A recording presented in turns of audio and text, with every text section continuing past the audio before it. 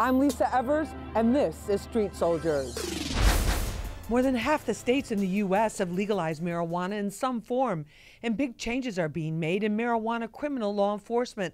But are we ready for what comes next? There are many songs about marijuana and hip-hop, but now superstar Snoop Dogg is turning his passion for pot into big business, raising $45 million for his Casa Verde investment firm. As you build brands, as you look at the ancillary businesses, there's tremendous money to be made. And we'll only really recognize the scope of that when prohibition is actually repealed. Marijuana's popularity is spawning many businesses, like the Emerald Farms tour in San Francisco. With recreational use legal there, the seed-to-dispensary tours are like a wine country tour for weed lovers.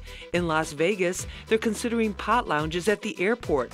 It's full steam ahead towards legalization, says Evan Nison of NORML. Now you have pretty much bipartisan Congress that is looking very seriously at the issue. So the momentum over the last 10 years that I've been involved has picked up much quicker than I would have even hoped. In tandem with the legalization momentum is the drive for decriminalization, especially after studies showed that Black and Latino males were disproportionately prosecuted.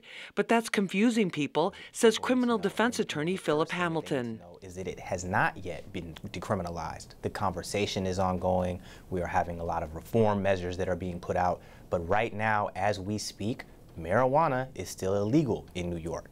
The excessive use of marijuana and the impact on public safety was on the mind of Police Commissioner O'Neill when I sat down with him recently for an exclusive interview. As far as legalization for marijuana, I know it's coming. NYPD knows it's coming, but there are a number of things that I'm concerned about.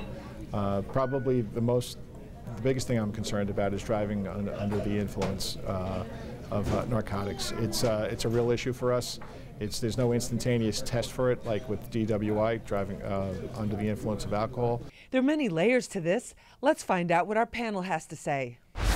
Joining me is Evan Nison. He's the treasurer of NORML, also a board member. He's the president of Nissan Co., and he's also the co-founder of Whoopi and Maya. Evan, great to have you with us. Thanks for having me. Thank you so much. Also joining us is PHILLIP Hamilton. He's a criminal defense attorney based in Manhattan, has dealt with many of these cases. Phil, great to have you with us. Thank you so much for having me. Thank you so much. Also joining us is Steve Gormley. He's the CEO of International Cannabrands. He's also a pioneer in the marijuana industries and also marijuana finance markets. Thank you so much for joining us, Thank Steve. you for having me, Lisa. Really appreciate it. Phil, where do we stand in terms of the laws now of righting the wrongs of the past?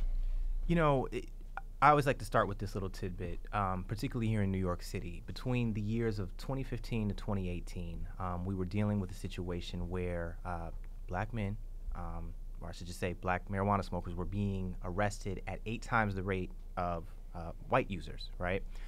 With respect to Manhattan specifically, that rate was 15 times the rate for black arrestees as opposed to white users, right? The statistics have shown over the years that marijuana usage tends to be quite equal amongst the cultures. Every group, right? Every demographic, every racial group. Correct. So we had an issue clearly here in the city that, you know, Mayor de Blasio took issue with. Cyrus Vance, the district attorney for Manhattan, has taken issue with in terms of trying to right that wrong, if we do accept that premise that everyone is using marijuana at a comparable rate. To that extent, I think that as we try to get away from a lot of the discriminatory policing that centered around what we're discussing, I think getting rid of a lot of the stop and frisk has aided in that, right? I think that when I spoke about Cyrus Vance, he has taken on an initiative with respect to the Manhattan DA's office to no longer prosecute low-level marijuana offenders, right? He has taken the step of declining to prosecute those matters, and that has had a large impact, and I think moving forward will. And we're going to talk about that and also where we stand now, because people are a little bit confused in the city about what's legal and what's not legal. But let's broaden out here and look coast to coast. Evan, where are we at in terms of full legalization everywhere? Is that 5 years off, 20 years off, around the corner? It's hard to say, but I'd say closer to 5 years, particularly because it seems to be one of the most bipartisan issues in Congress right now. And we also now, of course, have the Democratic House, which I think will be very likely to propose it and send it to the Senate for more consideration. Trump, I mean, maybe the only thing I agree with him on is at least his stated view on cannabis policy. So things are increasing much quicker than I ever expected when I got into this as a volunteer 10 years ago. It's kind of the pace is really picked up. Steve, what about the momentum in the financial world? Because when people first heard about cannabis stocks, people were like, "Oh no, you're kidding me!" But this is a big deal now. It is a big deal. It's also a very risky endeavor. You know, when you're driving down the road and you can hear John Boehner, our former Speaker of the House, pitching informational services that come at a cost, you know there's been a seed change. The issue is that it's still a very volatile market. Now, I'm the CEO of a Canadian public company, and Canada legalized federally on October 17th last year. So it's a little less tricky to invest in stocks in that market. The SEC still operates under the pleasure of the federal branch here, and we are still viewing marijuana, as ridiculous as it sounds, as a Schedule I narcotic. Right, and we're going to talk about that. But how have you seen the attitudes change? You know, with friends, with people you know in the finance industry. Yes, which absolutely. Tend to be very conservative? So I would say most of the, if you go back, let's go back 36 months or so. Let's go back 3 or so 4 years. The majority of the investment into the cannabis industry came from within the industry itself. It was largely successful entrepreneurs who managed to survive the black market, thrive in the legal market, and are now looking to legitimize. They began to invest their money to scale. Then you started seeing high net worth individuals, people who had a less risk-averse investor profile. Well, we would say, who are not in the finance industry, money to burn. Money to burn, but not just money to burn. But like, they could have, they would someone lose their who likes house. the excitement or rush. Like an early entrepreneur investor is not your sort of conservative billionaire type. It's somebody who's a little bit of a cowboy, somebody who's a little bit of a gunslinger, who doesn't mind taking risks, and who wants that thrill. Well, I think that there's two types of investors. There's the people that looked at the industry and recognized that this was not unlike where alcohol prohibition was. And they had a view on being like Joe Kennedy, JFK's father, who made his billions when in the years before prohibition was repealed, because he laid his groundwork, both financially and otherwise, and he gained all of his wealth on the cusp of a black market industry going legitimate. Okay, let me pick up on that point, and I want to throw this out to all of you, and guys, please feel free to jump in as you wish.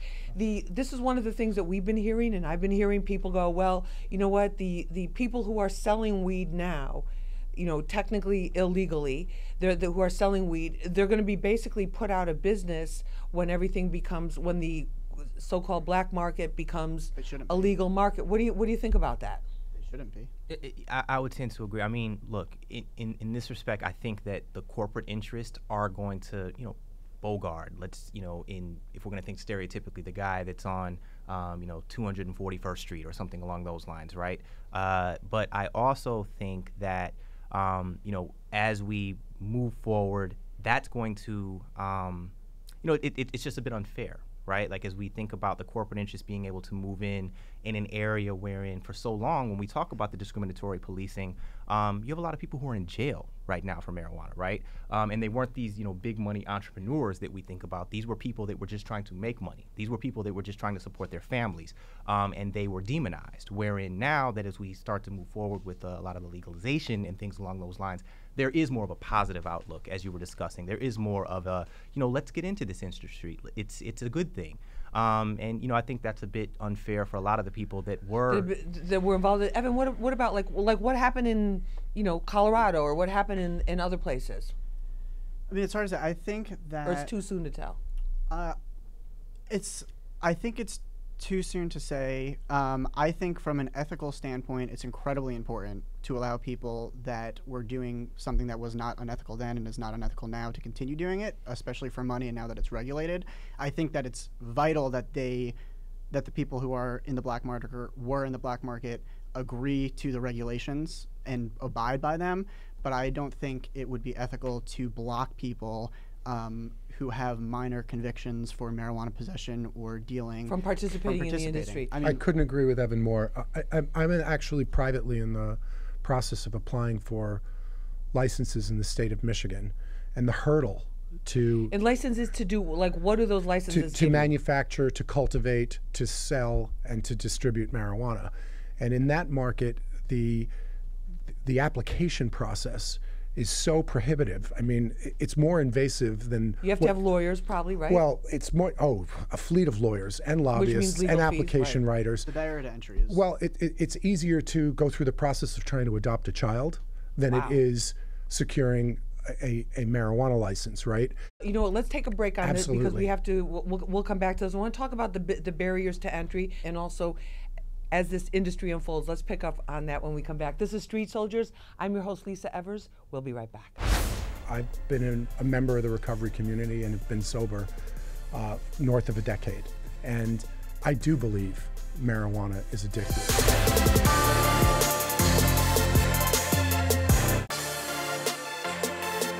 Let's talk about the addictive part of this, because we're in the middle right now of an opioid addiction in the United States. We have 4 people a day in New York City dying from opioid overdoses. We have nationally more people die every year from opioid overdoses than terror attacks, gun violence, car accidents, many other forms where lives are ended.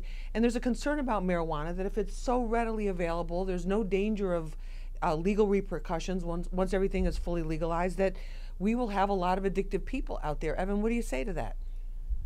I think we'll probably have a lot of different opinions. I think, first, cannabis is very readily available right now. It's not regulated at all. It's just as easy for a 18-year-old or 21-year-old or 25-year-old currently to get it.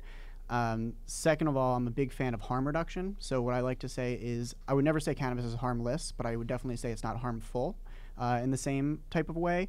And I would also say, based on my personal consumption experience, that if it is physically addicting, it's minor, and I'd compare it much more to my desire to go on Facebook than physical So addiction. what about that? What do you think? I mean, the thing is, like, when we listen to you, Evan, I mean, in terms of what the physiological response is, in terms of its addictiveness, is it mentally addicting, whatever it may be, we kind of have to anecdotally figure that out, because as we were discussing, the studies to be able to kind of hammer this in and figure out what is fact, what is fiction, what is how you feel as compared to like how the rest of the variables feel, we don't know, because we haven't been able to test it Because they can't do these tests. And what about You make a very good point, and testing is critical. But I'll share. I've been a member of the recovery community and have been sober north of a decade, and I do believe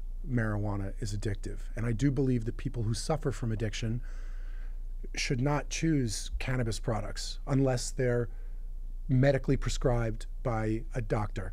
Likewise, I also believe there's reams of data that show there is a profound intellectual impact on people under the age of 23 who consume marijuana products. And there was a study not done here in the United States that said it affects your brain chemistry for people under. But that doesn't mean it should be illegal. Is it a gateway drug? So is it a gateway drug? That's what your cell phone's a gateway. Cigarettes are a gateway. Alcohol is certainly a gateway. Anything that you can do compulsively and addictively.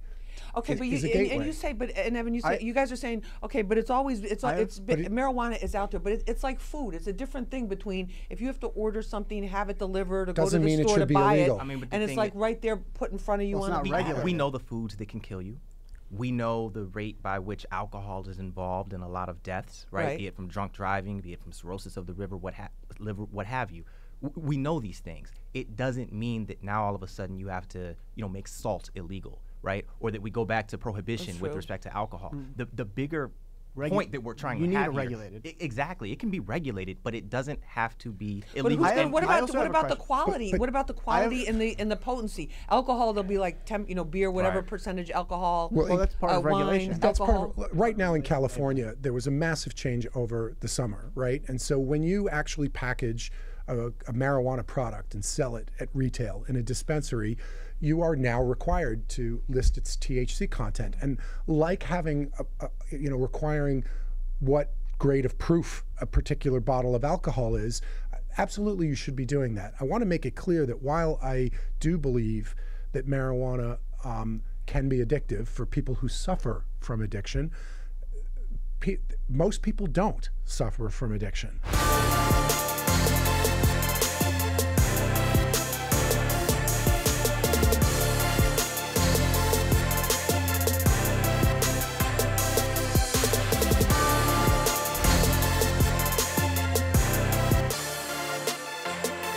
Evan, give us a picture, kind of like a big picture of the types of businesses that are out there. I mean, we've seen Snoop Dogg with his businesses. We've seen Wiz Khalifa, other hip hop artists. Some of the female country music stars have gotten involved in it. What kinds of things are happening? Well, like Steve was saying, during the break, this is the sort of golden era for brands right now. Brands are the one thing that we're for sure, or I am sure, will outlive any regulation change or any law change or anything like that. And everybody is sort of racing to get their niche and their target demographic. And that could range, on the product side, like Steve was saying before, edibles, topicals, pre-rolls, vape pens, and then you can get within that, I mean, obviously edibles can go into anything. And then even within that, you're talking different strains, sativa, indica, whatever. And then businesses, you're talking about ancillary marketing companies, PR firms, law firms, technology companies. Everyone. Like, you have to grow it, right? The lights that you need in your hydroponic shop. There's so many different business niches. Accountants, a facility in New Jersey where they're making actual herbs for cooking, but ready to turn over. It's like a $3 million hydroponic. I know I've referred to the pre-prohibition before in this interview, and like when you think of like Absolute, Hennessy, Coors, Heineken, all of these different alcohol brands that are household names. Right. In the years leading up to the repeal of prohibition and the years afterward, you didn't see that. Right now, no marijuana brand controls more than 4% of its state market. What that means is that there's this tremendous opportunity in brands. Because there's no one dominating. My company, International Cannabrands, is rolling up. We're going after middle market brands. We don't want to bag elephants. We want profitable businesses run by young, hungry entrepreneurs. Imagine like rolling up a regional, like InBev, rolling up regional beers, right? Craft beers that do really well in their local markets. That's what we're doing, except focused on marijuana brands. And doing it that way. Phil, what about the branding thing we've seen with illegal drugs? I mean, I've seen heroin packets and fentanyl packets stamped with the brands. Right. But what about the effect on street dealers or people who are, dealing on that level? Great question, Lisa. I think at the end of the day, what's going to happen with respect to all the legalization is that it's going to just depress the market. I don't think the street dealers are going away, right? So when you talk about what are the street brands that you typically hear or that I used to see with clients when I was at the Bronx Defenders, the Kush, the Reg, the Perp, whatever it may be, they will still be around. I think that what's going to happen, though, is that their price point is just going to take a hit depending upon regulation and taxes of the legal market, right? So depending on, say for an instance, with respect to the legal market, you tax an ounce at $50 an ounce, no matter what the price of the ounce may be, right? Right. To that extent, when you're, maybe like a college kid or, somebody that's like strapped on cash that otherwise wants to smoke your marijuana, if you can't afford it at these, legalized businesses, the street guy will be able to come in and figure out what that price point will be to stay competitive even within the legal market.